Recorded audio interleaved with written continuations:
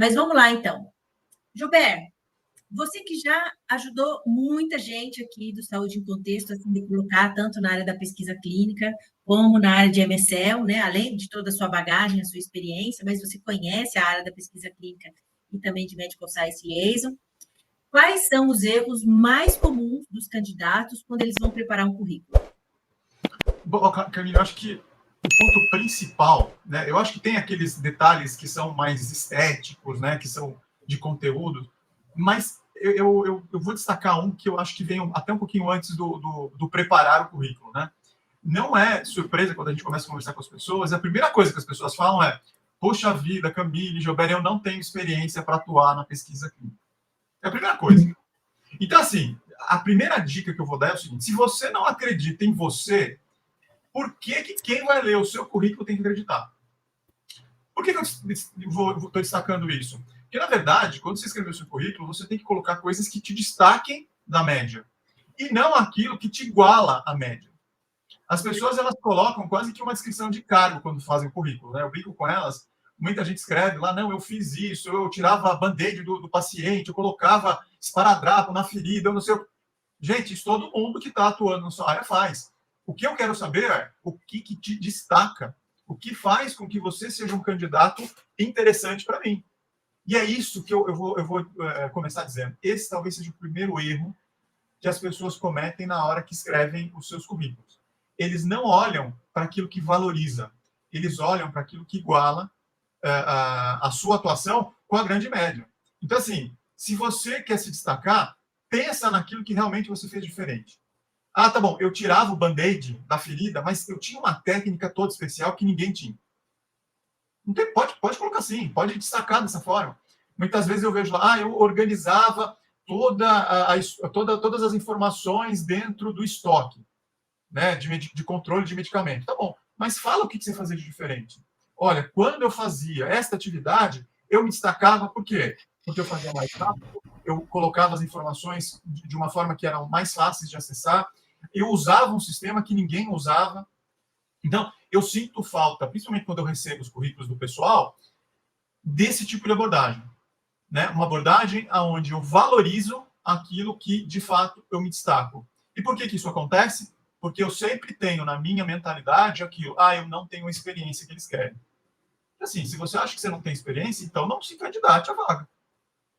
Agora, se você acha que você tem potencial, não sei se a Camille reparou, acho que a gente já comentou, né, Camille?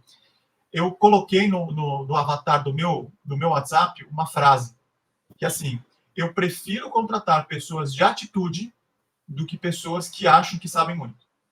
Por quê? Porque atitude você não treina. E conhecimento você disponibiliza. Então, pessoas com atitude, para mim, tem um peso muito maior do que pessoas que acham que sabem muito. Porque as pessoas que acham que sabem muito já me dão um grande sinal de que pode ser que não sabem tanto quanto ela acredita que sabe. Entendeu? Então, eu acho que assim, o primeiro ponto é esse, tá? Acreditar mais em si. E o segundo ponto, colocar no currículo coisas que te destacam e não coisas que te igualam. Fujam da descrição de cargo. Né? Se você está se candidatando e você tem passagens por organizações em atividades que precederam, né, a vaga que você está concorrendo, eu, como selecionador, eu tenho certeza que o que te trouxe até esse momento é o conhecimento básico.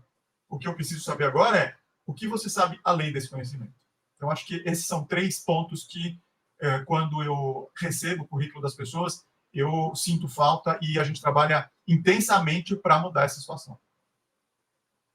Gilberto, esse é um tema que você trouxe que é super importante e é interessante que eu vejo as pessoas trazendo questionamentos e dúvidas sempre bastante comuns, digamos assim, né?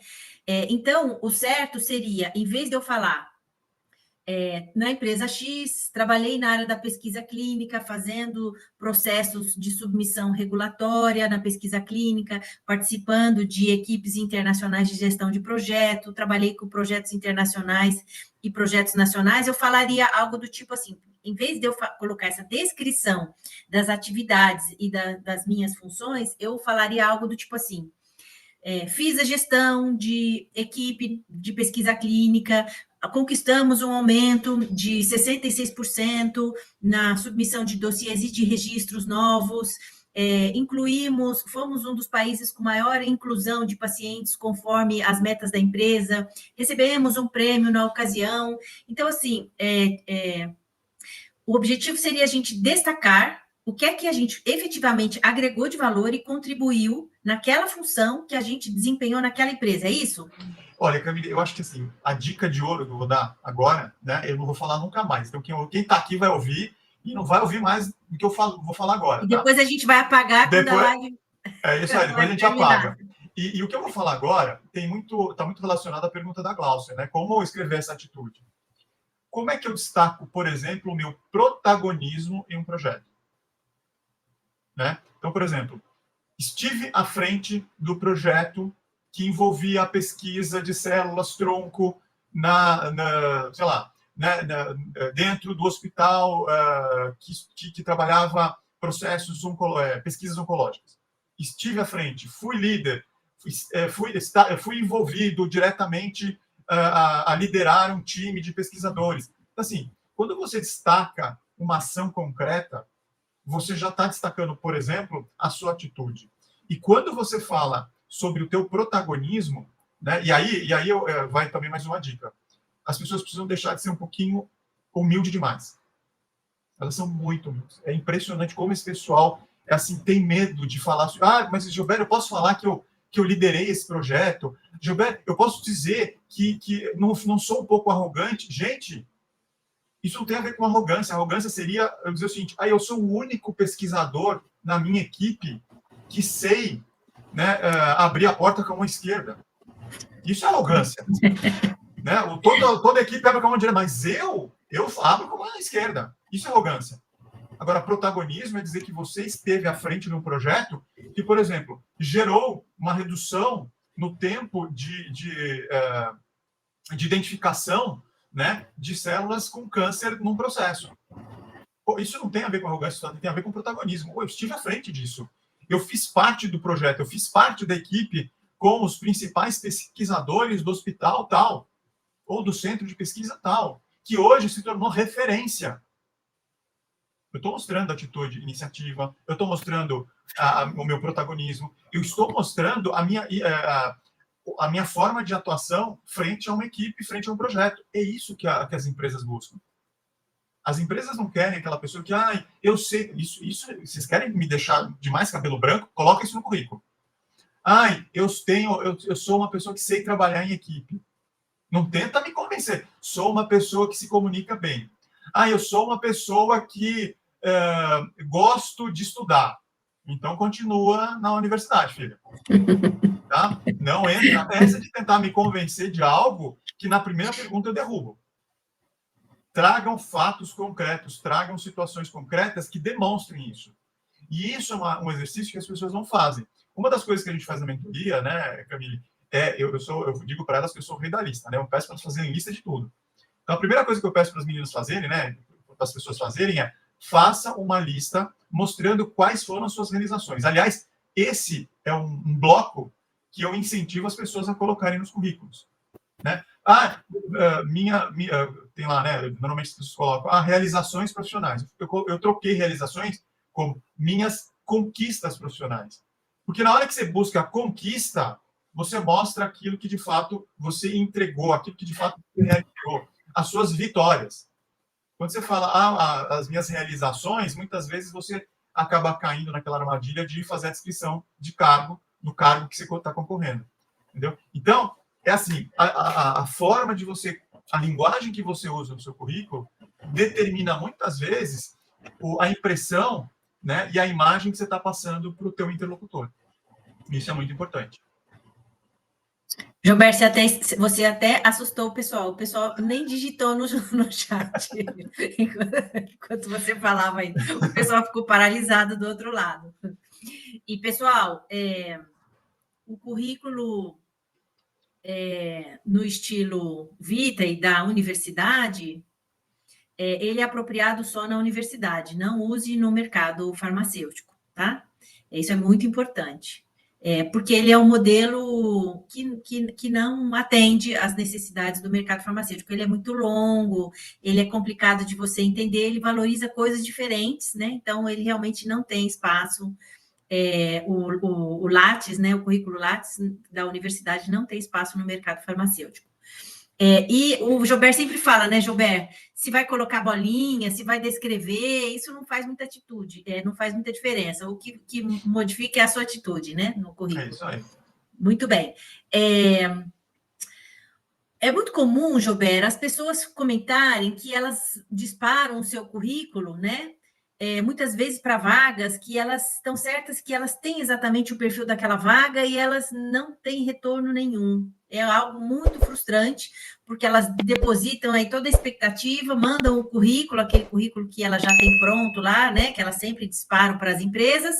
E o que acontece? Não acontece nada, né? Ou elas recebem um muito obrigada 2 segundos depois delas dispararem, ou simplesmente elas não recebem absolutamente nenhum retorno, que traz muita frustração. Algumas pessoas dizem até que, na verdade, isso acontece porque elas nunca trabalharam na indústria farmacêutica. Você sabe nos dizer por que isso acontece? Eu sei. E eu cobro para dizer isso, cobro bem caro, porque essa informação aí vale ouro, né? É o que atormenta os sonhos de todos os candidatos, né?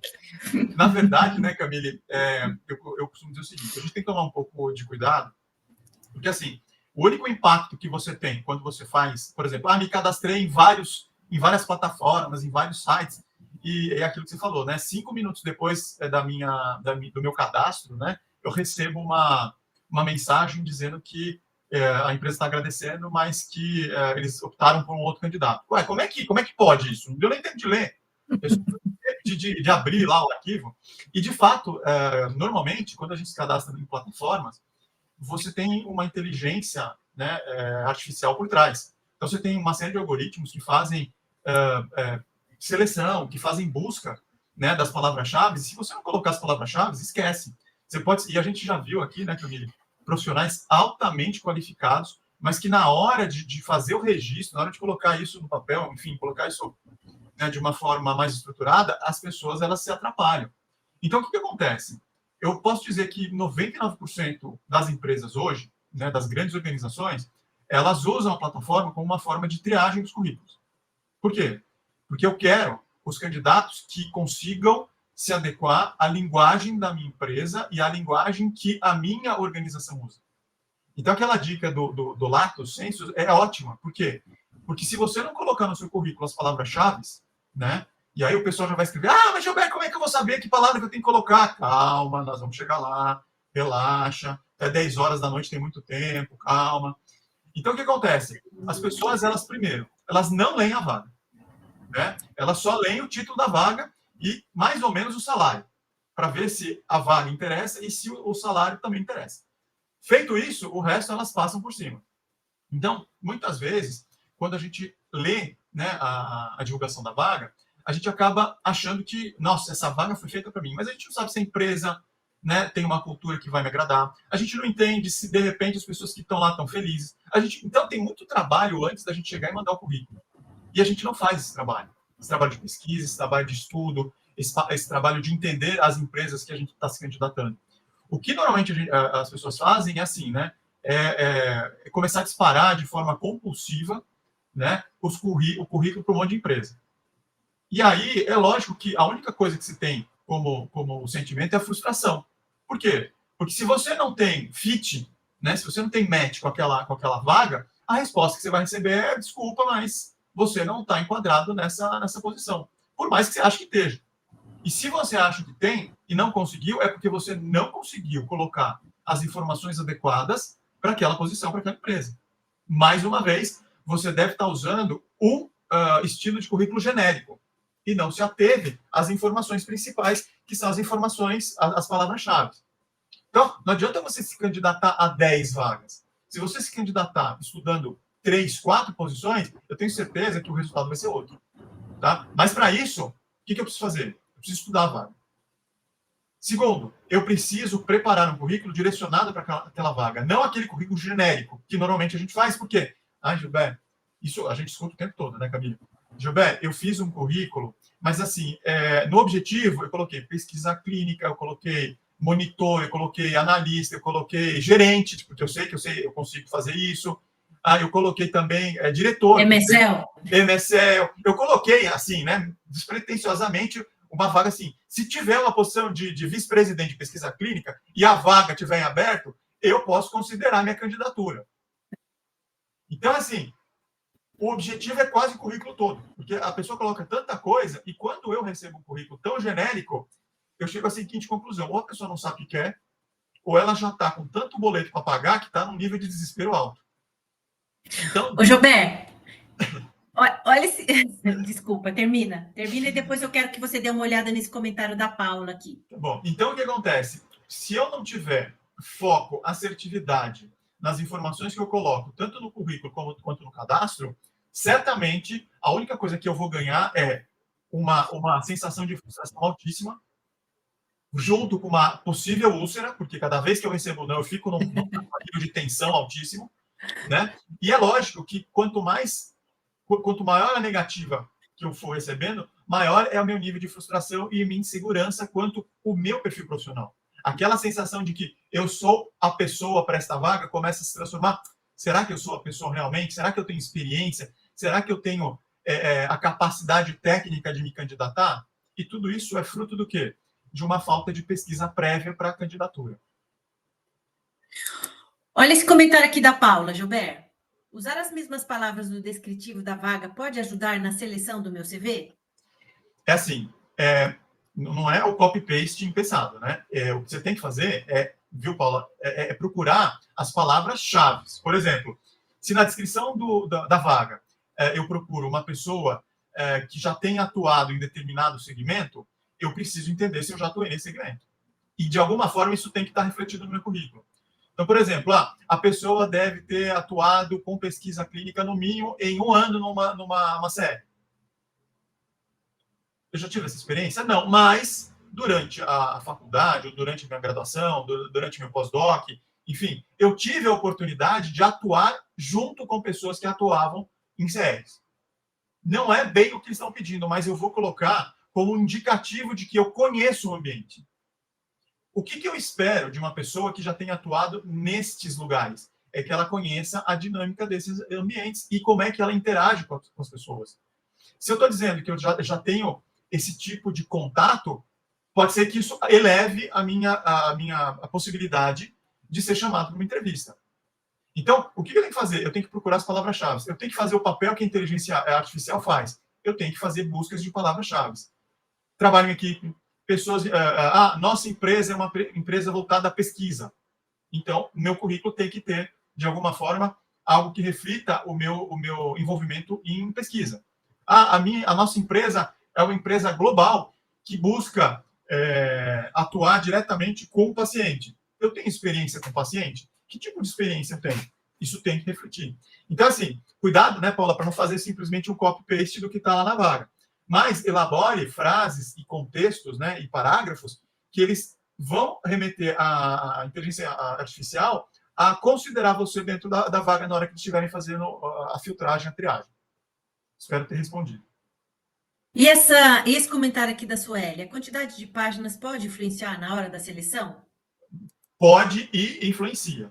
Tá? Eu já peguei currículo que mais parecia um livro da vida, né, uma biografia, do que um currículo. Então, assim, eu costumo dizer o seguinte: currículo bom é o currículo que tem entre 2 e 3 páginas e que esteja uma estrutura lógica, né? Ou seja, para mim, quando eu pego um currículo, eu tenho que já conhecer o meu candidato logo na primeira página. Então, eu diria assim, entre 2/3 e metade da página, você tem que dar boas informações para que o teu entrevistador tenha certeza que você é a pessoa. Até porque, imagina o seguinte, né, Suelen?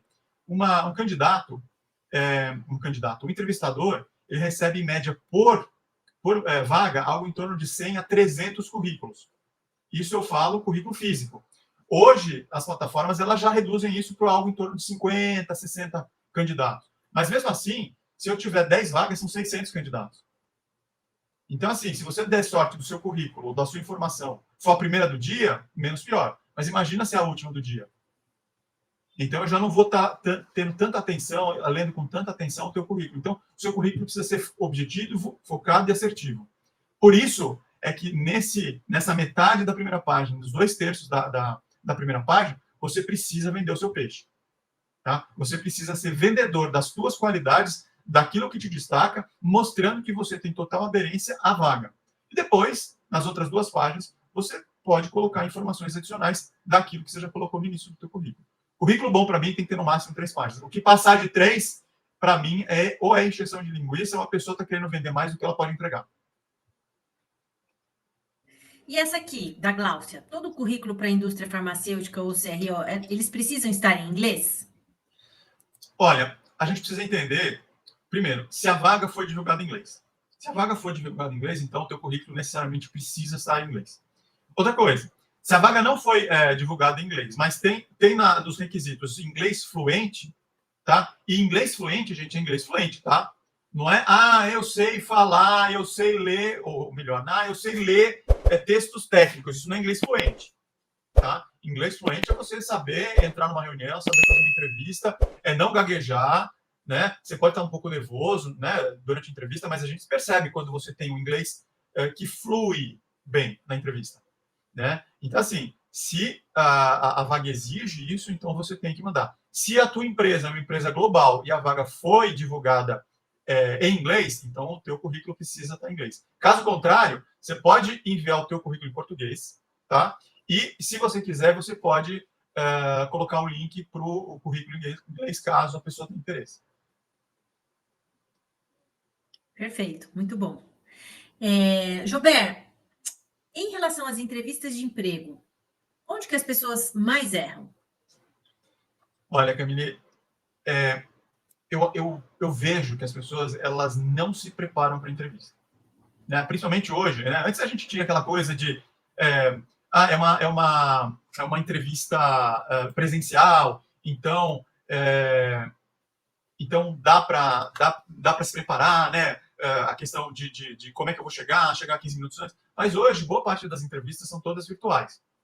Então, assim, primeiro, as pessoas precisam estar num ambiente onde elas se sintam seguras. Seguras em que sentido? Um ambiente tranquilo, um ambiente bem iluminado, bem climatizado. Né? Eu já entrevistei, coitado do candidato, parecia um porco dentro de um forno, ele suava, não sei se era de nervoso ou porque estava no ambiente muito quente, e aquilo estava me dando uma agonia. Eu falava para a pessoa, você está bem? Você quer uma água?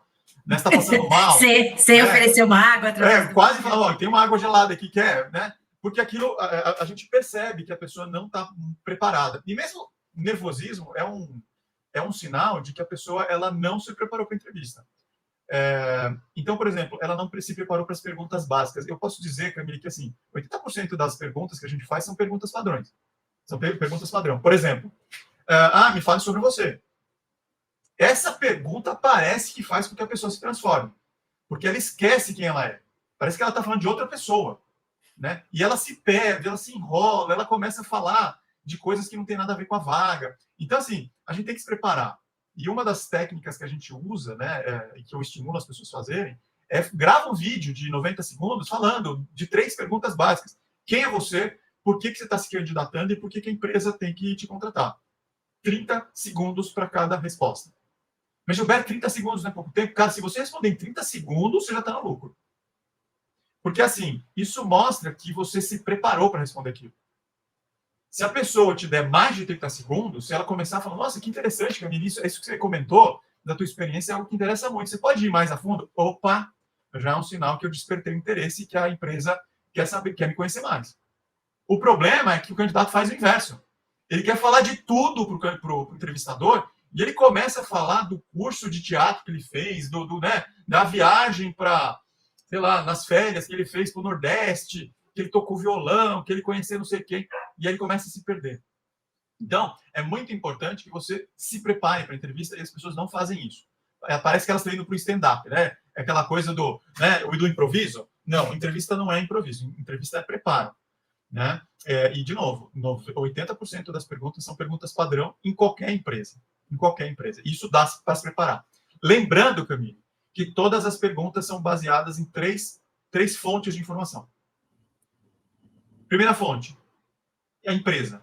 Quem é a empresa, qual é a cultura da empresa, o que a empresa faz, produtos, movimentos que a empresa vem fazendo. Segunda fonte, descrição do cargo. O que o cargo faz, o que esse profissional vai fazer nessa cadeira, quais são os desafios que normalmente ele faz. Terceira fonte de informação é o seu currículo. E se você fez o seu currículo, significa que você sabe o que está ali. Diante dessas 3 informações, eu posso garantir para vocês que quem conduz a entrevista é o candidato e não o entrevistador. Eu garanto para vocês. Vocês têm o poder de conduzir a entrevista mais do que o entrevistador. E aí, a gente, durante a mentoria, a gente demonstra isso, a gente prova isso para vocês. Né? Como é que eu faço para desenvolver essa capacidade de você conduzir o entrevistador a fazer perguntas que você está preparado. Né? Porque isso também é a dor, a grande dor de barriga dos candidatos, né, Camille? Ah, eu fui para uma entrevista e se ele me perguntar algo que eu não sei? Ué, só se você colocou alguma coisa no seu currículo que você não sabe. Aí você corre esse risco. Perfeito. Uma outra coisa também, Gilberto, que a gente conversou nesses últimos dias, né? É a importância de você saber contar a sua história, né, profissional, né? A sua história profissional, né? Uhum. Isso é importante. Como é que a gente faz para a gente contar uma boa história profissional e envolver as pessoas, né? Você já falou ali no comecinho da live do tipo, se a gente não acredita na gente, né? Se a gente não acredita no nosso peixe, quem que vai acreditar, né? Então, como é que a gente faz isso e o quão importante é eu saber contar a minha história profissional? É assim, né, Camille? Quando a gente vai para uma entrevista, né, no fundo, você está vendendo um produto que é você. Todo mundo, né, que vai para uma entrevista está está se vendendo para a empresa, assim como a empresa está buscando o melhor produto para ela. Né? O processo de seleção ele é muito oneroso para a empresa. Uma contratação errada hoje, ela, no mínimo, gera um custo para a empresa. Eu estava dando um treinamento no início do ano para uma empresa, a gente falou sobre isso. Ela gasta, no mínimo, para as posições mais básicas, 3 vezes o salário da contratação. E esse valor para posições mais complexas, ele pode chegar até 15 vezes o salário. Então, você imagina você contratar uma pessoa por 10 mil reais e ter que gastar, mandando essa pessoa embora, 150 mil reais. Que não é só mandar embora, né? Você tem que começar de novo o processo seletivo, você tem que treinar a pessoa, você tem uma série de demandas na integração dessa pessoa que onera. Né? É um investimento que a empresa faz. Então, é assim, eu estou comprando um produto. E como eu estou comprando um produto, eu preciso conhecer esse produto. Todo vendedor, né, se prepara para a venda. E quando ele se prepara, ele precisa conhecer muito bem o produto. Eu costumo dizer para os candidatos que ninguém melhor que vocês para falar sobre vocês. O problema é que vocês começam a querer vender coisas que, de novo, não destacam vocês. Fazem com que o candidato se iguale a outros candidatos e não valorizem vocês diante da empresa e do entrevistador. Então, assim, de novo, eu prefiro contratar uma pessoa que tem atitude do que uma pessoa que conheça muito. Até porque, como eu disse, a empresa ela vai investir muito dinheiro em você, em conhecimentos técnicos, em habilidades, em protocolos, em manuais. Ela vai botar isso tudo à disposição de vocês. Então, o que eu estou contratando é o quê? Você tem iniciativa? Você tem coragem? Você tem protagonismo? Você é uma pessoa que sabe se comunicar? Você é uma pessoa que sabe se expressar? Você é uma pessoa que consegue convencer as outras de coisas que você acredita? Qual é a sua capacidade de ouvir, de entender? Qual é a sua capacidade de envolver a pessoa nas suas ideias? Isso são coisas que, tecnicamente, a gente não aprende em manual. A gente desenvolve isso. Né? Desenvolve nos ambientes aos quais a gente é inserido ao longo da nossa vida. Então, eu preciso olhar para a minha história de vida e falar o seguinte: o que na minha história de vida é importante para esta posição? E aí vem aquele estudo, né, prévio que a gente tem que fazer, estudando a vaga e estudando também a empresa. Porque assim, o que uma empresa quer de um monitor? Ela quer alguns requisitos básicos. Mas o que essa empresa valoriza no profissional? E é isso que eu preciso saber, é isso que eu preciso entender. E fazer, de novo, a reflexão. Bom, se a empresa valoriza um profissional que seja um grande influenciador, aonde na minha história eu consigo destacar que eu fui um grande influenciador? Ou que eu liderei uma equipe? Ou que eu estive à frente de um projeto? Ou que eu estive à frente de um grupo? E aí eu preciso colocar isso na minha história. E não simplesmente falar, poxa vida, olha, eu me formei na faculdade depois de 5 anos. Sim, o seu curso é de 5 anos. Se você se formou, eu entendo que você, depois de 5 anos, você está formado. Tão simples quanto. Então, é uma informação redundante. Você não precisa gastar tempo com esse tipo de enrolação. Eu me destaquei como o primeiro da minha turma. Né? Nos Estados Unidos tem muito disso, né? Eles falam, eu fui o primeiro da turma. Né? Tem esse destaque. Então, assim, eu me formei no meu grupo como primeira da turma porque eu me destaquei nessas situações. As pessoas não falam isso. Elas preferem falar, olha, eu sei lidar com pesquisa de bancada, eu sei organizar todos os documentos, eu sei inserir todas as informações no Sistema Nacional de Pesquisa. Tá bom, você e todos os formandos da sua turma. Então, eu preciso contar na minha história todos os episódios que têm relação direta com a vaga, que tem relação direta com a empresa, que a empresa valoriza, e principalmente aquilo que de fato me destaca, né, dentro de um grupo grande de pessoas que foram as pessoas que se formaram, no mínimo, na minha turma. Então, eu preciso saber contar bem a minha história. E uma história boa é aquela história que, de fato, encanta o entrevistador, que destaca o entrevistador. Histórias, vou colocar aqui, né, histórias chatas, são aquelas histórias que trazem mais do mesmo. Eu preciso sair desse ciclo. Muito bom.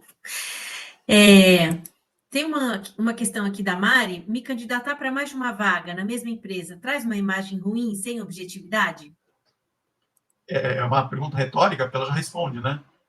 Não, na verdade, assim, né? Eu posso me candidatar, não no mesmo momento, né? Eu quero trabalhar em pesquisa, quero ser vice-presidente de pesquisa, quero ser MSL, quero ser coordenador. Calma, respira, né? E faça a seguinte pergunta: qual é o meu momento de carreira e o que eu tenho a oferecer para a empresa? Primeira coisa. Segundo, dentro daquilo que estou oferecendo a uma empresa, qual é a vaga que eu melhor me encaixo? Por que acontece? Se você for um excelente profissional e se candidatar para uma vaga que é muito júnior, você vai ser descartado porque você é mais sênior do que a vaga exige. Se você é um profissional muito júnior para uma vaga muito sênior, você vai ser descartada também para isso. Por quê? Porque você não tem a experiência, a vivência, as competências necessárias para aquela posição. Então, eu preciso identificar, né, no meu momento de carreira, quais são as minhas experiências, as minhas vivências e as minhas entregas que se encaixem melhor à posição que eu estou me concorrendo. É um mito as pessoas falarem o seguinte: Gilberto, eu sou uma pessoa super capacitada, eu vou me candidatar numa posição um pouquinho menor, porque aí eu tenho mais chance, porque eu estou concorrendo com pessoas, né, com uma competência menor, então acho que eu tenho mais chance. Isso não é verdade. Porque a empresa vai olhar para você e falar assim: putz, essa pessoa está desesperada. Porque olha só, ela vai fazer coisas que ela já fez no passado. Ela vai fazer coisas que certamente não vão desafiar ela hoje.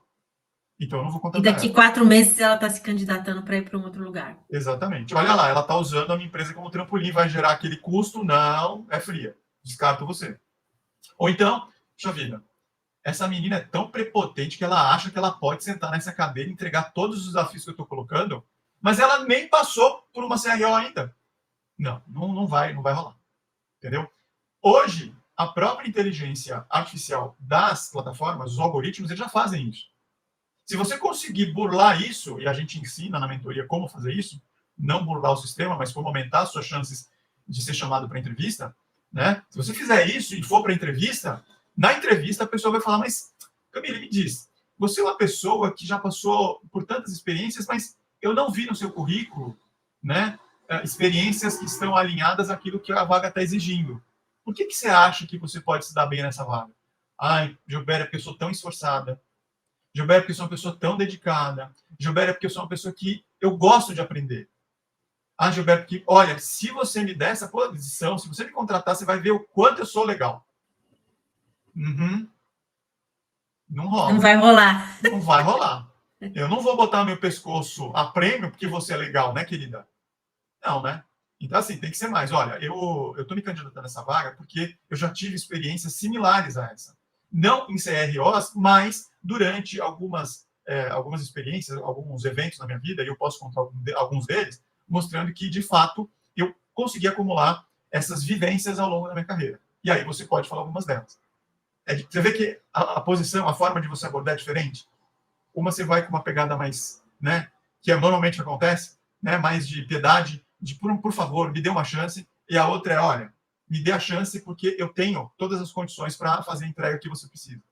É um pouco diferente. A gente falou sobre isso justamente ontem, essa sua postura, né? Uhum. Olha, Gilberto, eu sou só uma obstetriz. Ou então você fala: olha, eu sou obstetriz, tenho experiência com pesquisa básica, desde muito precoce, desde muito cedo na minha formação como obstetriz, eu entendi que essa veia da ciência era para mim, me prontifiquei, participei de vários projetos, esse, aquele outro, onde eu contribuí dessa forma, dessa outra forma e tudo mais. E eu tenho certeza que combinando essas duas características, né, conhecendo a saúde assistencial e também a pesquisa, né, onde eu estive por um bom tempo até agora, estando preparada, eu posso fazer diferença na empresa e contribuir para o time para a gente atingir as metas, né, e correr atrás aí da inclusão de pacientes que nós precisamos para fechar esse projeto.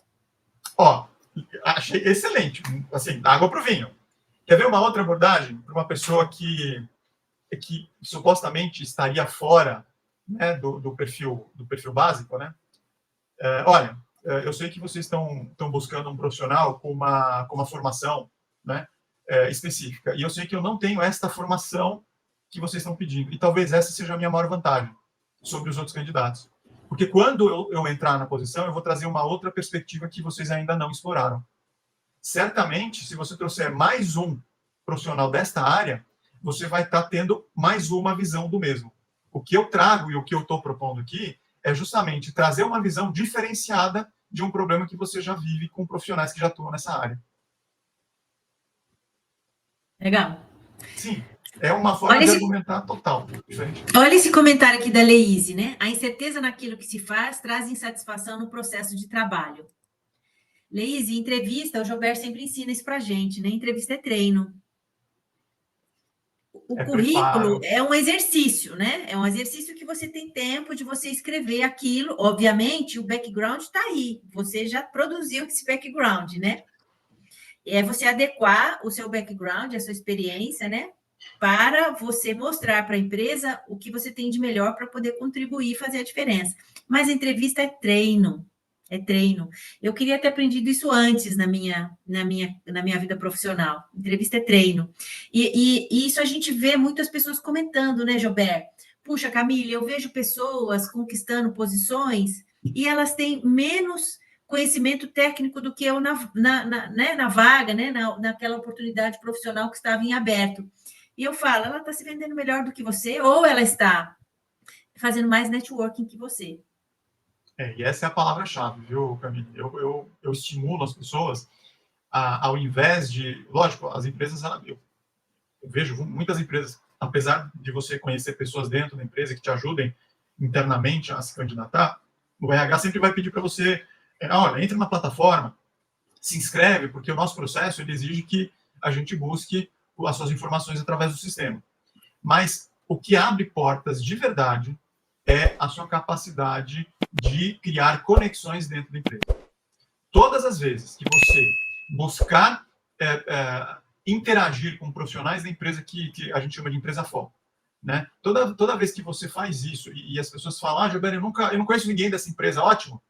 Se você não conhece, então está aí uma oportunidade de se ampliar o seu network. Vai lá e, né, com cara de pau, porque isso, né, o que a gente chama de cara de pau, a empresa vê como iniciativa, vê como perseverança, vê como a sua capacidade de superar obstáculos.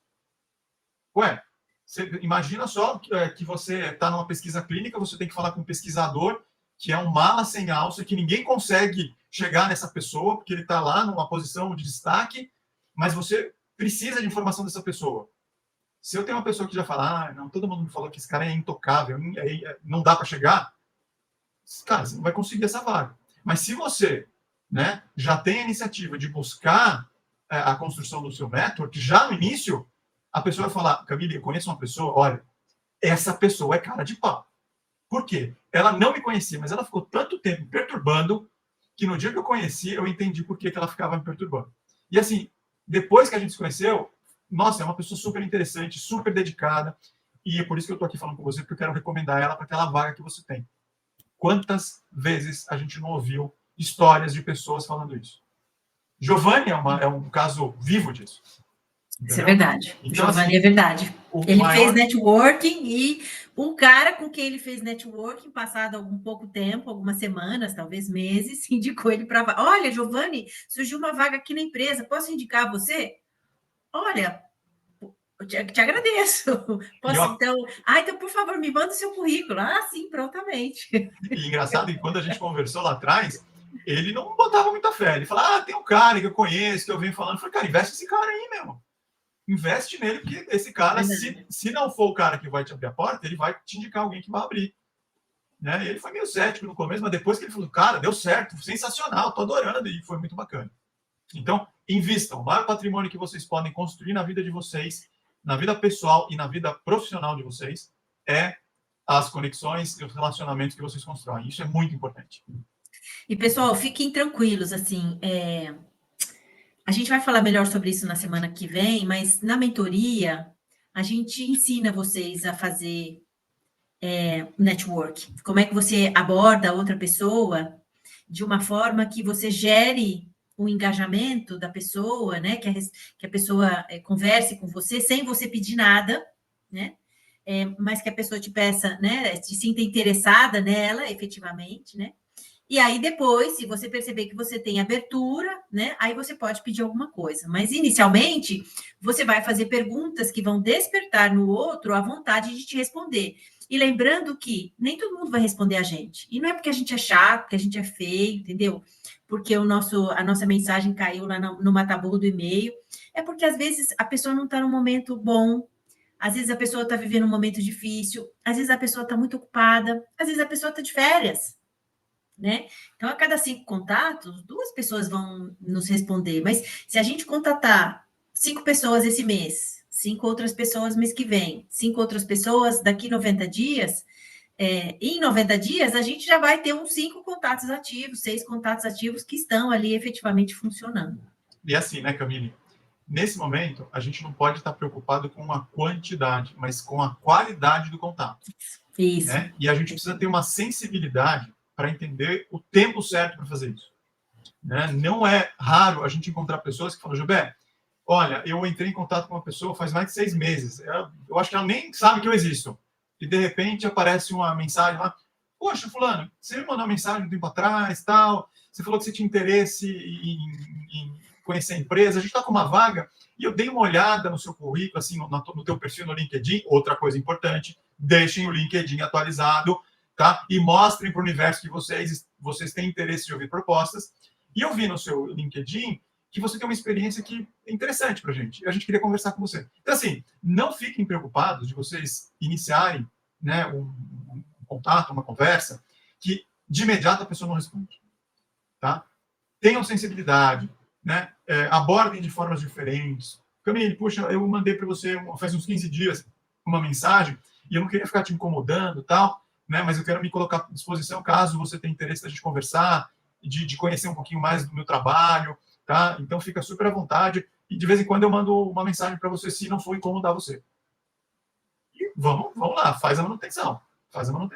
Isso é importante, mas tenham essa sensibilidade, porque vocês não ficam constrangidos e a outra pessoa também não fica constrangida.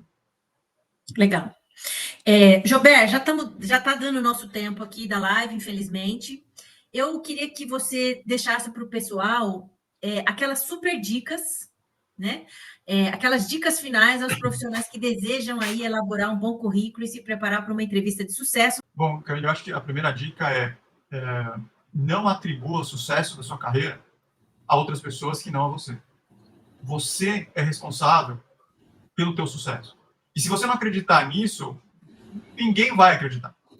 A hora que vocês mudarem essa mentalidade de que eu preciso de mais experiência, eu não estou sendo reconhecido, vocês precisam se reconhecerem como grandes profissionais. A Camille falou uma verdade, a fase mais desafiadora, vocês já atravessaram. Metade do caminho vocês atravessaram. Agora, vocês precisam só mostrar por que vocês chegaram onde vocês chegaram.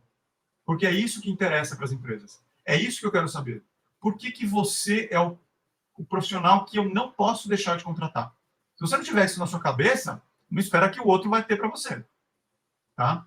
Segunda dica, escolham as empresas assim como as empresas escolhem os candidatos. Tá? Façam esse papel também. Né? Estudem as empresas, entendam as empresas, falem com os profissionais que já atuam com aquela empresa, entendam a cultura, entendam a liderança, entendam as oportunidades, para que depois você não entre nessa empresa e fale, puxa vida, não era bem isso que eu imaginava dela. Tá? Então, para vocês fazendo esse trabalho, façam uma pesquisa. Né? Eu acho que vocês vão mostrar para as organizações e para os entrevistadores que quando vocês se dedicarem à pesquisa, vocês realmente entram de cabeça, até em áreas que vocês não dominam. Né?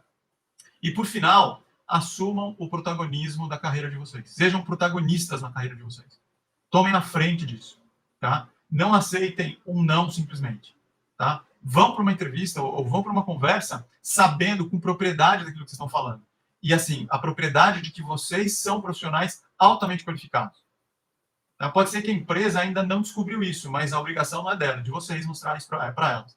Então, preparem-se. Entrevista é preparo. Currículo é acerto e erro. Né? Quando vocês fazem uma apresentação, vocês não fazem a primeira e já vão apresentando. Vocês revisam, vocês estudam, vocês questionam, vocês façam isso com o currículo de vocês. Mostrem o currículo de vocês para outras pessoas e peçam para elas também questionarem vocês sobre isso. Tá? E pratiquem. Pratiquem bastante. Porque e vocês sabem melhor do que isso, né? Vocês são da área de pesquisa, só a prática leva à perfeição. Tá? Não sejam aqueles candidatos que são franco-atiradores, que chegam achando que vão arrasar e saem chorando ali, porque eu podia ter dito aquilo, eu podia ter falado isso, eu não devia ter falado aquilo. Não cometam. Isso é erro de iniciante. E vocês são profissionais altamente qualificados. Então, mostrem por que vocês são profissionais que a gente precisa contratar. E boa sorte. E não percam semana que vem, né, a semana da pesquisa clínica. É isso aí. Obrigada, Gilberto. Obrigada ao pessoal que esteve aqui com a gente ao longo dessa live. Muito bacana. E eu espero vocês na semana que vem. E não deixe de dar uma olhada aí nos conteúdos que a gente já gravou, né, Gilberto? Eu tenho certeza que a gente vai ajudar vocês a preparar um melhor currículo, né? E se preparar melhor para a entrevista também. E vejo vocês na semana que vem. Boa noite, Gilberto. Boa noite, pessoal. Obrigada. Boa noite, pessoal. Sucesso a todos. Um abraço.